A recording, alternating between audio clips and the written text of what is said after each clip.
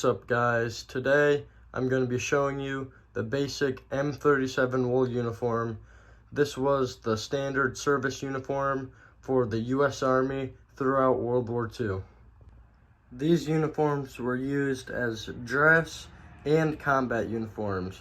You can see them as a Class B dress uniform or within the Class A uniform, as long as seeing them in combat. So starting off with the jacket, you can see it has two breast pockets and buttoned cuffs. But if you come up to the shoulder here, you can see this one here does not have epaulets. And what epaulets are is that piece of fabric, a decorative piece going up on the shoulder. I'll show you a picture in the corner of what that is.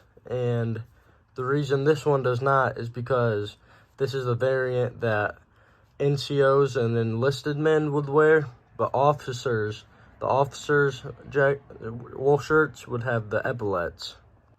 So this specific shirt here is an example of an original World War II enlisted men or a NCO M37 wool shirt. Now I will show you the trousers. Here's a pair of original World War II M37 wool trousers. So coming in, you can see the pocket is in line with the seam and there's no flap over the pocket. So I see some people say that the flap was a post-war thing, but it was actually not. You can see it during the war, but it was used by officers, kind of like the shirts, how there was a variant. This is the variant for enlisted men and NCOs. Had no flap, just a pocket straight across. And if we look at the date in this one, it is right here. It is dated November 15th, 1940. So it is early war, and you can see that it has no flap over the pocket.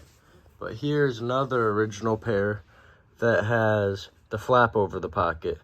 And you can see original pictures of officers with those.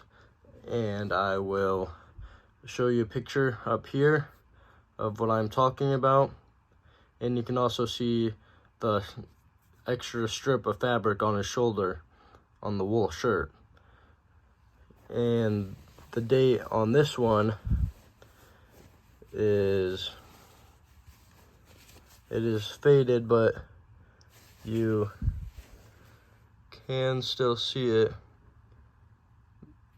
1943.